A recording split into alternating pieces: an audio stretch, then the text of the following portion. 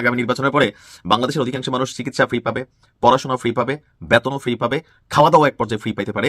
অর্থাৎ ফ্রি এর বাংলাদেশের দিকে আমরা যাচ্ছি। তবে একটা গান বানাইছিলাম বহুত আগে, নির্বাচনের আগে নেতা কথা দিয়েছে, নির্বাচনে পাশ করে যে ভুলে যে গেছে। বাংলাদেশে 12ই ফেব্রুয়ারি যে নির্বাচন এবং গণভোট অনুষ্ঠিত হতে যাচ্ছে, তারপর যে বিরাট ক্ষমতার পালাবদল ঘটবে, ভোটের আগ মুহূর্তে এসে জামাতকে পরাজিত করে বিএনপিকে জিতিয়ে দিতে বিরাট প্রজেক্ট। সারা দেশব্যাপী বোরকা পরা মেয়েদের বোরকা খুলে ফেলা হচ্ছে, কান ছিঁড়ে ফেলা হচ্ছে, কোরআন তালিমের বৈঠকে হামলা করে নারীদেরকে অপদস্থ করা হচ্ছে।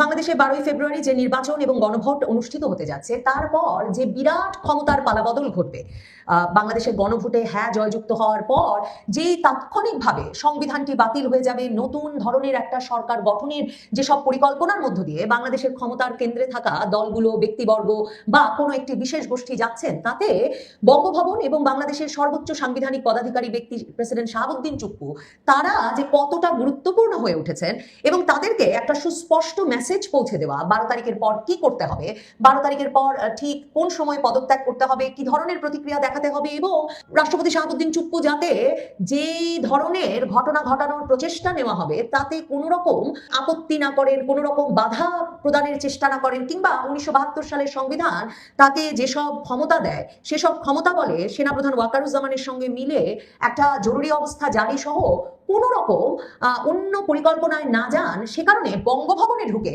রাষ্ট্রপতি শাহাবুদ্দিন চুপ্পুকে বার্তা দিয়ে আসা এত জরুরি হয়ে পড়েছিল যে মঙ্গলবার দিনভর রাষ্ট্রপতি শাহাবুদ্দিন চুপ্পুর বঙ্গভবনে অতিথিদের আনাগোনা ছিল।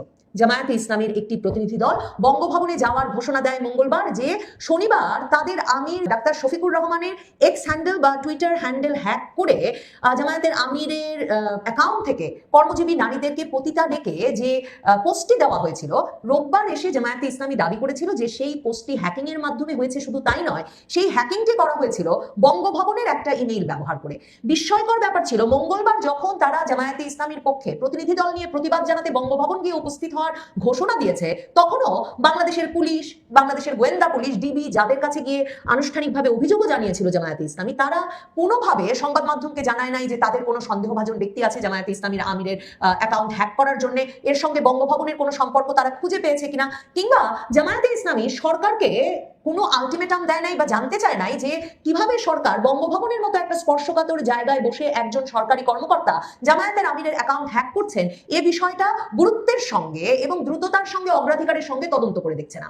এরকম কোনো প্রতিবাদ পুলিশের কাছে নয় কিংবা সরকারের সংশ্লিষ্ট মহলের কাছে না জানিয়েই জামায়াতে ইসলামী এই ঘোষণা দেয় যে তারা প্রতিবাদ জানাতে প্রতিনিধি দল নিয়ে বঙ্গভবনে গিয়ে উপস্থিত হচ্ছে। মানে এগুলো ভীষণ একটা কখনো না ঘটা ঘটনা, আনপ্রেসিডেন্টেড ঘটনা। কারণ বঙ্গভবনে গিয়ে প্রতিবাদ জানানো মানে এই যে দলে বলে প্রতিনিধি দল নিয়ে বঙ্গভবনে রাষ্ট্রের এই সর্বোচ্চ নিরাপদ জায়গায় ঢুকে পড়তে পারা, এর মধ্যে একরকমের যে একটা ভয় দেখানোর বিষয়, একটা জোর দেখানোর বিষয় আছে, সেটা আসলে না বুঝবার কোনো সুযোগ থাকে না। জামায়াতে ইসলামীর প্রতিনিধি দলই শুধু গিয়ে উপস্থিত হয় না প্রেসিডেন্ট চুপ্পুর বঙ্গভবনে মঙ্গলবার দিন, সেই একই দিনে গোলাম আজম পুত্র ব্রিগেডিয়ার জেনারেল আব্দুল্লাহিল আমান আজমি তিনি গিয়েও উপস্থিত হন বঙ্গভবনে রাষ্ট্রপতি শাহাবুদ্দিন চুপ্পুর সঙ্গে দেখা করতে। কারণ জামায়াতে ইসলামীর প্রতিনিধি দলটি বিকেলবেলা গিয়ে সামরিক সচিবের পর আর পার হতে পারে না। তাদের উদ্দেশ্য ছিল, কারণ তারা জানে রাষ্ট্রপতির বঙ্গভবনে এখন আর কোনো দফতর নাই, বেশিরভাগ কর্মকর্তাদেরই সরকার সরিয়ে দিয়েছে। রাষ্ট্রপতি শাহাবুদ্দিন চুপ্পু রয়টার্সে সাক্ষাৎকার দিয়ে সে কথা বলেছিলেন যে ধরনের অপমানের মধ্যে দিয়ে তাকে যেতে হচ্ছে, তিনি 12 ফেব্রুয়ারি সে কারণেই পদত্যাগ করবেন। তার কর্মকর্তাদের, এমনকি তার মিডিয়া অফিসটা পর্যন্ত রাখা হয় নাই। কাজেই এই জামায়াতে ইসলামীর প্রতিনিধি দলের প্রত্যাশা ছিল যে তারাই সরাসরি রাষ্ট্রপতি শাহাবুদ্দিন চুপ্পুর সঙ্গে দেখা করতে পারবেন এবং তারা এক রকমের জানান দিয়ে আসবেন রাষ্ট্রপতিকে 12 ফেব্রুয়ারির গণভোটের পর কখন পদত্যাগ করতে হবে, এবং তিনি যাতে কোনো রকম এদিক ওদিক করবার চেষ্টা না করেন। বাংলাদেশে যদি একটা বিপ্লবোত্তর জাতীয় সরকার বা যে কোনো নামে একটা সাংবিধানিক স্কোপের বাইরে গিয়ে একটা সরকার গঠিত হয়, সংবিধানে যে ধরনের সরকারের কথা বলা হয়েছে তার বাইরে গিয়ে একটা সরকার গঠিত হয়। কারণ অন্তর্বর্তী সরকার এরই মধ্যে ঘোষণা দিয়ে দিয়েছে সংসদ সদস্যরা প্রথম 180 দিন সাংবিধানিক সংস্কার পরিষদের সদস্য হিসেবে কাজ করবেন, এবং বাংলাদেশ জামায়াতে ইসলামীর আমির ডাক্তার শফিকুর রহমান ঘোষণা দিয়ে দিয়েছেন যে নির্বাচনের পর তিনি, তারেক রহমান বসবেন এবং তারা মিলে একটা সব দলের অংশগ্রহণে একটা জাতীয় সরকার গঠন করবেন। কাজেই ওই যে সংখ্যাগরিষ্ঠ দলের নেতাকে ডেকে সরকার গঠন করতে বলা, রাষ্ট্রপতির ওপর যে দায়িত্ব ন্যস্ত, এগুলো যে কিছু আর রাষ্ট্রপতির করা চলবে না, এই বার্তাটা জামায়াতে ইসলামী পরিষ্কার সংস্থার বঙ্গভবনে গিয়ে শাহাবুদ্দিন চুপ্পুকে পৌঁছে দিতে চান।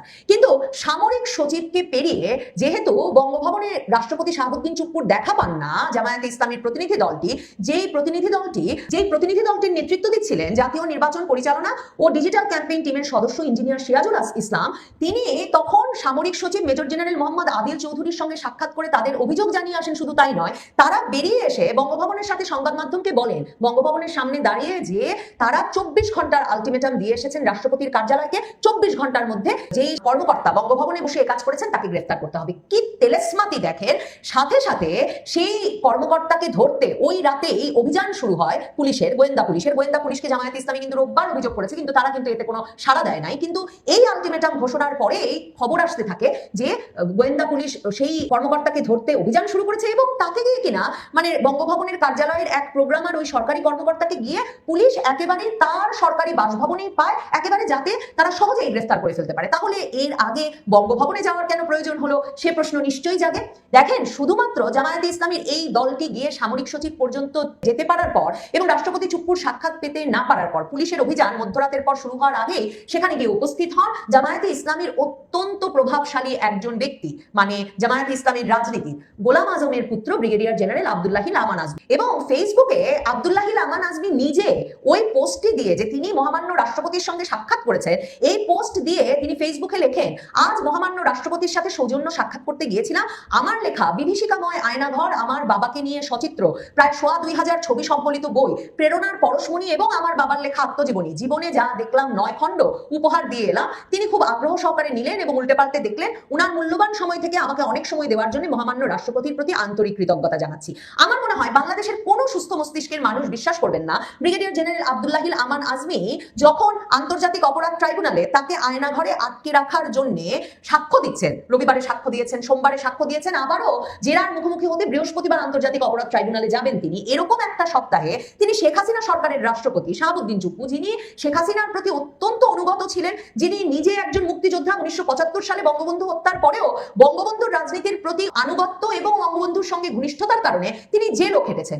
এহেন রাষ্ট্রপতির সঙ্গে হঠাৎ করে ব্রিগেডিয়ার জেনারেল আব্দুল্লাহিল আমান আজমি সত্যি আয়নাঘরের বিভীষিকাময় আয়নাঘর এই বই তুলে দিতে আর মুক্তিযোদ্ধা শাহাবুদ্দিন চুপ্পুর হাতে গোলাম আজমের জীবনী নিয়ে বই প্রেরণার পরশমণি তুলে দিতে বঙ্গভবনে গেলেন, নাকি আব্দুল্লাহিল আমান আজমি শাহাবুদ্দিন চুপ্পুকে ভয় দেখাতে গেলেন যে তাকে এখন ঠিক যার সঙ্গে সাক্ষাৎ করতে বলা হবে তাকে তার সঙ্গেই সাক্ষাৎ করতে হবে, তাকে যে বার্তা পৌঁছে দেওয়া হলো জামায়াতে ইসলামীর তরফে তাকে সেই বার্তা অনুযায়ী কাজ করতে হবে এবং মুক্তিযোদ্ধা শাহাবুদ্দিন চুপ্পুকে মেনে নিতে হবে যে তিনি হাসি মুখে গোলাম আজমের জীবনী ভিত্তিক বই গ্রহণ করবেন গোলাম আজম পুত্রের কাছ থেকে।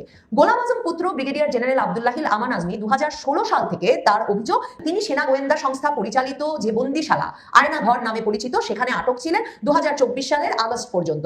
সে বিষয়ে তিনি সাক্ষ্য দিচ্ছেন এখন আন্তর্জাতিক অপরাধ ট্রাইব্যুনালে এবং আগস্টের পর শেখ হাসিনা সরকারের পতনের পর তিনি যখন মুক্তি পেয়েছেন তারপর ব্রিগেডিয়ার জেনারেল আমান আজমিকে সেনাবাহিনী থেকে যে বরখাস্ত করা হয়েছিল 2009 সালে, সেই বরখাস্তের আদেশ বাতিল করা হয় এবং তাকে যে বাধ্যতামূলক অবসরে পাঠানো হয়েছিল কোনো বেনিফিট ছাড়া সেগুলো তুলে নিয়ে তাকে অবসরপ্রাপ্ত ব্রিগেডিয়ার হিসেবে প্রাপ্য সব আর্থিক ও অন্যান্য সুযোগ সুবিধা ফিরিয়ে দেওয়া হয়। ব্রিগেডিয়ার আমান আজমি 2024 আগস্টের পর থেকে বাংলাদেশ সেনাবাহিনীর সবচেয়ে প্রভাবশালী গুরুত্বপূর্ণ ব্যক্তিদের একজন হয়ে উঠেছেন। সেনাবাহিনীর ভেতরকার অনেক সূত্র বলে যে অন্তত 30% সেনা কর্মকর্তা, সেনা সদস্য ব্রিগেডিয়ার জেনারেল আমান আজমির প্রত্যক্ষ অনুসারী এবং তিনি যা বলবেন সে অনুযায়ী যে কোনো সিদ্ধান্ত নিতে তারা প্রস্তুত। এবং ব্রিগেডিয়ার জেনারেল আব্দুল্লাহিল আমান আজমি সহ এই রাজনীতিতে বিশ্বাসী একটা বিরাট অংশ মনে করেন যে 2024 আগস্টের বিপ্লবের পর, মানে তার যেই ঘটনাকে তারা বিপ্লব হিসেবে দেখেন, সেই বিপ্লবের পর বাংলাদেশ সেনাবাহিনীরও একটা বিপ্লবী চেহারা নেওয়া উচিত। যেই বিপ্লবী চেহারাতে বাংলাদেশ সেনাবাহিনীর একদিকে যেমন শেখ হাসিনার আমলে ব্রিগেডিয়ার আমান আজমির মতো অনেক যে বঞ্চিত সেনা কর্মকর্তারা আছেন তাদেরকে শুধুমাত্র যে পদায়ন ফিরিয়ে দেওয়া তাই নয়, অনেকের পদোন্নতি দেওয়ার স্বপ্নও আছে ব্রিগেডিয়ার আজমি। ব্রিগেডিয়ার আজমির এছাড়াও তিনি সরাসরি ভাবে ব্রিগেডিয়ার আজমি এবং ব্রিগেডিয়ার আজমির অনুসারীরা ভাবেন যে তাকে প্রতিরক্ষা মন্ত্রী কিংবা সেনাবাহিনীতে এমন একটা কোনো পদ সৃষ্টি করে তাকে সেখানে অধিষ্ঠিত করা উচিত যেখানে তিনি বাংলাদেশ সেনাবাহিনীকে একটা বিপ্লবী তরুণদের অংশগ্রহণে, যেটা হাসনাত আব্দুল্লাহ, আসিফ মাহমুদ সজীব ভুইয়া, নাহিদ ইসলামদের স্বপ্ন যে তরুণদের অস্ত্র প্রশিক্ষণ দেওয়ার মাধ্যমে বাংলাদেশ সেনাবাহিনীকে একটা মিলিশিয়া বাহিনীতে রূপান্তর করতে পারবে। এখন ব্রিগেডিয়ার জেনারেল আব্দুল্লাহিল আমান আজমি অত্যন্ত গুরুত্বপূর্ণ কোনো বার্তা দিতে নিশ্চয়ই বঙ্গভবনে গিয়েছিলেন। সবচেয়ে গুরুত্বপূর্ণ বার্তা ধারণাই করা যায় এটা যে শাহাবুদ্দিন চুপ্পু কখন পদত্যাগ করবেন এবং তাকে কি কি পদক্ষেপে কি কি প্রতিক্রিয়া দেখাতে হবে বা কি প্রতিক্রিয়া দেখাতে হবে না 12 তারিখের পরে, কিংবা শাহাবুদ্দিন চুপ্পুকে হয়তো তারা 12 তারিখের আগেই সরিয়ে দেবেন। সেই প্রস্তাব নিয়েও জামায়াতে ইসলামী এবং জামায়াতে ইসলামীর তরফে ব্রিগেডিয়ার জেনারেল আব্দুল্লাহিল আমান আজমি গিয়ে থাকতে পারেন। নিশ্চিতভাবে তিনি বিভীষিকাময় আয়নাঘর এই বই শেখ হাসিনার রাষ্ট্রপতির হাতে তুলে দিতে যান নাই। যেই রাষ্ট্রপতি শেখ হাসিনার পায়ে হাত দিয়ে সালাম করতেন বলেই রাষ্ট্রপতি হতে পেরেছিলেন, এবং এমন রাষ্ট্রপতিকে কিছুতেই আর বঙ্গভবনে রাখা যায় না। সপ্তাহখানেক আগেও হাসনাত আব্দুল্লাহ এমন বক্তৃতা দিয়েছেন। আলী রিয়াজ শহরে শহরে গিয়ে সভায় সভায় গিয়ে বলছেন যে গণভোটে হ্যাঁ পাশ হলে, জুলাই সনদ পাশ হয়ে এলে বাংলাদেশে শাহাবুদ্দিন চুপ্পুর মতো প্রধানমন্ত্রীর পায়ে হাত দিয়ে সালাম করা রাষ্ট্রপতি আর হবে না। সেই রাষ্ট্রপতিকে গোলাম আজম পুত্র গিয়ে তার বাবার জীবনী দিয়ে এসেছেন এবং মহামান্য বলে অভিহিত করে পোস্ট দিয়েছেন এবং বলেছেন মহামান্যের প্রতি তিনি কৃতজ্ঞ। ভাববার কোনো কারণ নাই। যা লিখেছেন তা বোঝাতে চেয়েছেন। জামায়াত ইসলামী সুস্পষ্টই বোঝাতে চেয়েছে তারা যখন চাইছে তখনই বঙ্গভবনের মতো রাষ্ট্রীয়ভাবে সবচেয়ে সুরক্ষিত থাকবার কথা যে ভবনটি, সেই ভবনে দলে বলে ঢুকে পড়তে পারে। তারা চাইলেই রাষ্ট্রপতি শাহাবুদ্দিন চুপ্পুকে অন্তরাল থেকে বের করে এনে সাক্ষাৎ করে ছবি তুলে সে ছবি পোস্ট করে প্রকাশ করতে পারে, এবং তারা সম্পূর্ণ নিয়ন্ত্রণ প্রতিষ্ঠা করেছে বঙ্গভবন, বঙ্গভবনের দফতর এবং বঙ্গভবনের বাসিন্দা প্রেসিডেন্ট শাহাবুদ্দিন চুপ্পুর ওপর। ভোটের আগ মুহূর্তে এসে জামাতকে পরাজিত করে বিএনপিকে জিতিয়ে দিতে বিরাট প্রজেক্ট। জামাত ঘটনা টের পেয়েছে, জামাত নড়ে চড়ে বসেছে। দর্শক, বাংলাদেশের রাজনীতিতে শত আশা আকাঙ্ক্ষার মধ্যেও আমি অশনি সংকেত দেখতে পাচ্ছি। রাজনীতির আকাশে আবারও কালো মেঘ দেখতে পাচ্ছি। সবকিছুর জন্য বিএনপি দায়ী। বিএনপি তাদের যে সেট আপ দেওয়া প্রশাসন, সরকারের মধ্যে থাকা যে তাদের দালাল, তাদের মাধ্যমে কারচুপি করে জামাতকে পরাজিত করে জেতার ষড়যন্ত্র করছে। এটা একে একে স্পষ্ট হচ্ছে। কি করছে জামাত, কি করছে পাল্টা, আমি আসছি সেদিকে।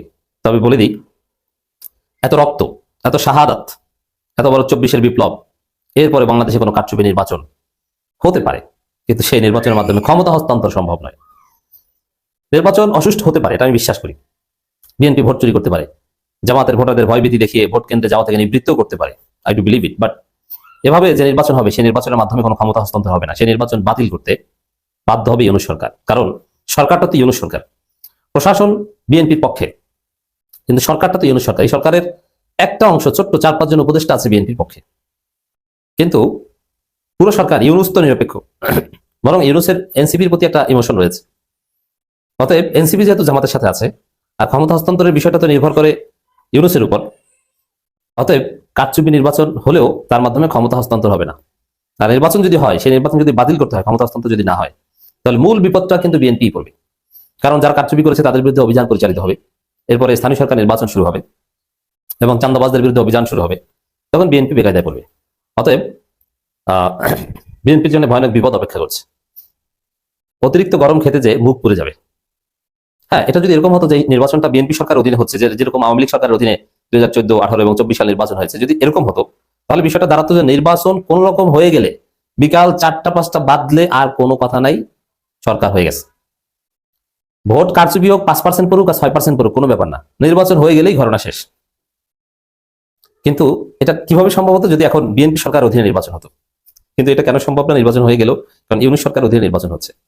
আর এটা একটা বিপ্লব পরবর্তী বাংলাদেশ। আর আগে যেটা কোন রকম নির্বাচন হয়ে গেলেই সব, তখন তো বিরোধী দলীয় লোকজন সবাই জেলে ছিল, আর তখন একটা ফেসিজম ছিল, আন্দোলন করলে গুলি। আর এখন দেখবেন যে দাবানলের মতো বাংলাদেশে আন্দোলন ছড়িয়ে পড়বে, হাজার হাজার লক্ষ জনতা ঢাকার রাজপথে বেরিয়ে পড়বে, পুরো বাংলাদেশ অচল করে দিবে। হাসনাত আব্দুল্লাহ শাহবাগে দাঁড়িয়ে যাবে, যমুনা ঘেরাও করা হবে, প্রয়োজনে ক্যান্টনমেন্টও ঘেরাও করা হবে। অতএব বাংলাদেশে উল্টাপাল্টা কিছু বাস্তবায়ন হবে না। উল্টাপাল্টা কিছু ঘটতে পারে, কিন্তু বাস্তবায়ন হবে না। এটা হচ্ছে আমাদের আশার দিক, কিন্তু চেষ্টা চলছে। প্রশাসন এতদিন কিছুটা নিরপেক্ষ থাকতো, নির্বাচনের আগ মুহূর্তে তারা ঘুরে যাচ্ছে, তারা বিএনপির পক্ষে অবস্থান নিচ্ছে। নির্বাচন কমিশন সুস্পষ্টভাবে দিবালোকে দিনের আলোর সামনে তারা বিএনপির দালালি করছে।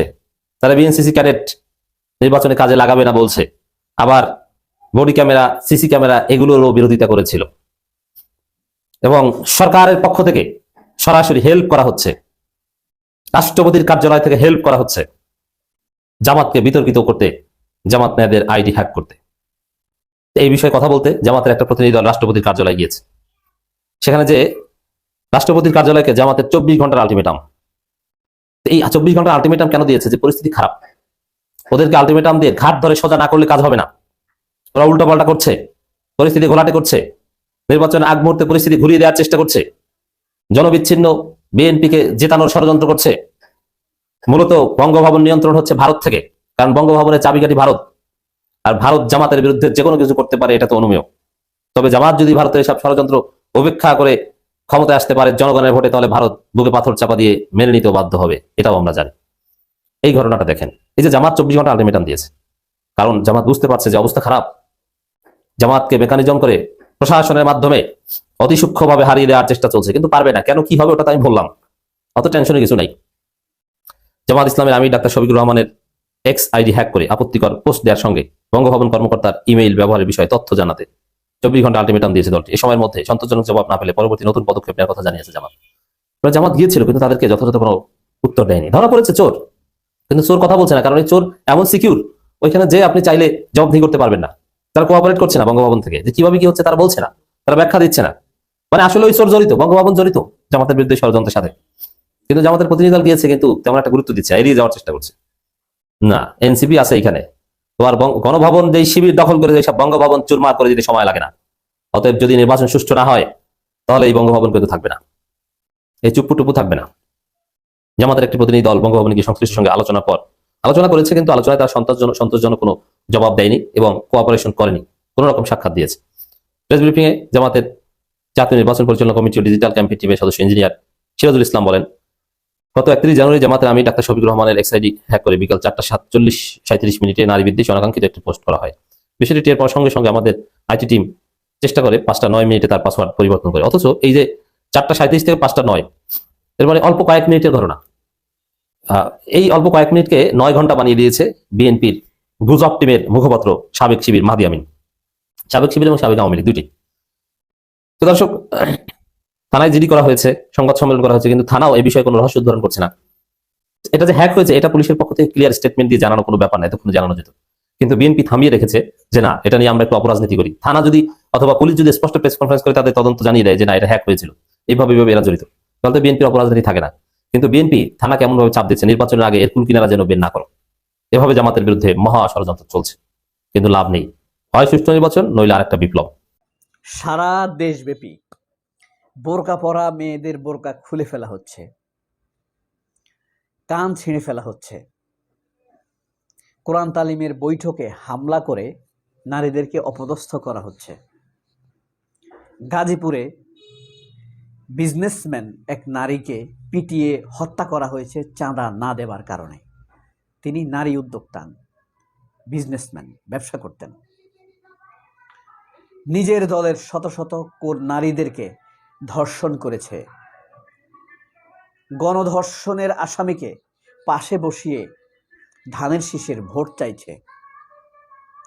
এগুলোর বিচার চায় না কাজী জেসিন, সায়ন্ত সাখাওয়াত।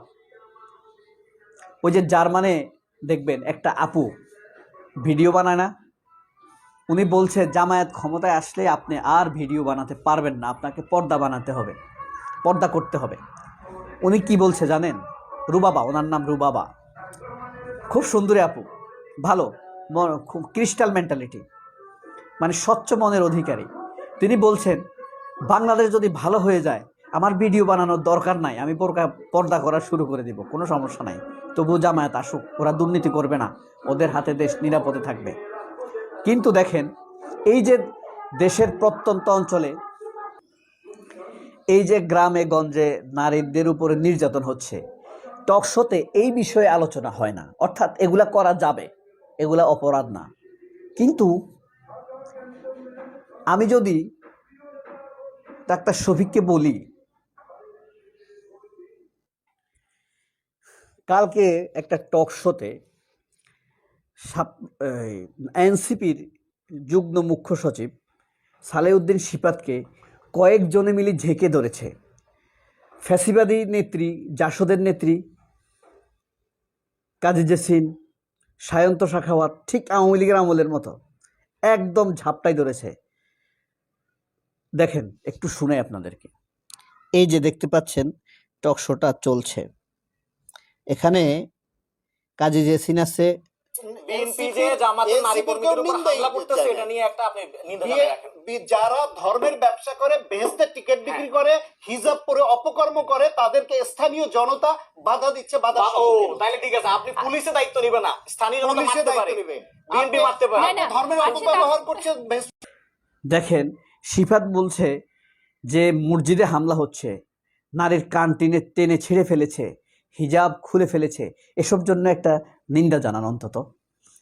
সায়ন্ত কি বলছে? সায়ন্ত বলল যে মানে এটা হলো গণপিটুনি দিচ্ছে, গণবিরোধী তারা অপরাধ করছে, এই কারণে স্থানীয় জনতা তাদেরকে গণপিটুনি দিচ্ছে, অর্থাৎ এটাকে তারা পারমিট করছে, এটাকে তারা মানে অনুমোদন দিচ্ছে। এখন আপনাদের কি মনে হয় এটা তারেক রহমান অনুমোদন দিছে? এটা হলো অপরাধ করানোর একটা উৎসাহ দিল, কাজী জেসিনে উৎসাহ দিল। এখন বলতেছে আপনি একজনকে গালি দিছেন, তোমার পোশাকটা সুন্দর না, তোমার পোশাকটা সুন্দর না, আপনার বুঝেন কথা। ধরেন আপনার চাচাতো বোন, তাকে আপনি বলছেন তোর পোশাকটা সুন্দর না, আরেকজনে এসে পোশাকটা টেনে ছিঁড়ে ফেলেছে, হুইচ ইজ বিগার ফ্রড? কোনটা বড় প্রবলেম বলেন? আপনি বলছেন পোশাকটা সুন্দর না, আর আপনার আরেক চাচাতো ভাই এসে ওই চাচাতো বোনের জামাটা ছিঁড়ে ফেলেছে, ওইটা ভয়ঙ্কর অপরাধী না? কিন্তু কাজী জেসিন এবং সায়ন্তরা, গাজী টিভিরা, পাজি জেসিনেরা সেই পোশাক ছিঁড়ার ঘটনাটি বলবে না, কথা বলবে না, নিয়ে আলোচনা করবে না। আপনি কেন পোশাকটাকে অসুন্দর বলেছেন এটা নিয়ে মিডিয়াতে সয়লাভ করে ফেলবে। এটা হলো তাদের চরিত্র। এই যে নীলফামারী না নারায়ণ চাঁপাইনবাবগঞ্জের কোন জামায়াতের নেতা বলছে না, খারাপ কথা বলছে যে ডাকসুতে বেশ্যাদের আড্ডাখানা ছিল। আসলে তো ছিল, বেশ্যা ঘুরে বেড়াইতো তো ডাকসুতে নির্বাচনের আগে, সর্বমিত্রর অ্যাকশনের আগে, বলছে না? পরে সে সরি বলছে, যাই হোক, সে ভালো কথা বলে নাই। সে বলছে যে এখানে বেশ্যাদের আড্ডাখানা, ঠিক আছে। এখন সরোয়ার্দী উদ্যানে ঢাকা ইউনিভার্সিটির আশেপাশে কেউ বেশ্যাবৃত্তি করছে, সন্ধ্যার পরে যা হয় ওখানে, তাহলে কোনটা অপরাধ বড়? অথচ কাজী জেসিন পুরো ওই জামাত নেতা এটা বলছে, এটা নিয়ে সে হট, আগুন লাগছে তার শাড়িতে। মমতাদের একটা গান আছে না, আগুন লাগাইয়া দিমুর শাড়িতে, যদি না আসো বাড়িতে আগুন লাগাইয়া, এই জাতীয় একটা গান আছে। আওয়ামী লীগের মমতাজ, এরা সব কাজী জেসিন টেসিন সব এক একটা মমতাজ হয়ে গেছে, কথা বলছেন। এরা রুবাবা হইতে পারে না, ওই যে আমাদের কন্টেন্ট ক্রিয়েটর রুবাবা, ওর মতো হইতে পারে না। ওনার বক্তব্য শুনবেন, হ্যাঁ, খুবই সুন্দর। আপনার মানে জমি জমা চাষ করানো বা ছাগলের যেই ব্যাপার স্যাপার, বাংলাদেশের ছাগলের থেকে উন্নত তো দেখছেন, ওনার নাম হলো আপনার রুবাবা ম্যানিলা, উনি জার্মান থাকেন, খুব সুন্দর দেশের জন্য জুলাইয়ের ভিডিও বানান সাধারণত তিনি। জুলাইয়ের পক্ষের শক্তি, আবার ইসলামের বিপক্ষের না, ঠিক আছে। ইসলাম নিয়ে অ্যালার্জি নেই, অনেকটা আমাদের মতো আর কি, আমরা অত মানতে পারি না, কিন্তু সরি ইসলামকে আমরা ভালোবাসি। ইসলাম যদি এখন প্রতিষ্ঠিত হয়ে যায় আমরা সব মেনে নেব, হ্যাঁ, কিন্তু এখন আমরা বিরোধিতা করি না, এরকম অনেকটা, ঠিক আছে। তো ওনাকে বলছে তুমি ভিডিও বানাইতে পারবা না যদি জামাত ক্ষমতায় আসে, তো উনি বলছে তখন তো ভিডিও বানানোর প্রয়োজন হবে না। তো এই যে মানুষে মানুষে পার্থক্য, আমরা যাদেরকে সম্মানের আসনে বসাই, সম্মানের চোখে দেখাবার চেষ্টা করি, যে কাজী জেসিন, সায়ন্ত, এরা কি বলে, দেশে কি ঘটে, কোনটা আসলে ইম্পর্টেন্ট, মোর ইম্পর্টেন্ট, কোনটা লেস ইম্পর্টেন্ট, তারা লেস ইম্পর্টেন্টটাকে মাচ ইম্পর্টেন্ট বানিয়ে আমাদেরকে দেখায়।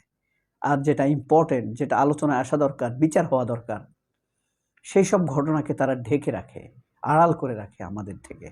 এটা আমরা মনে করি আমাদের সাথে এক ধরনের প্রতারণা।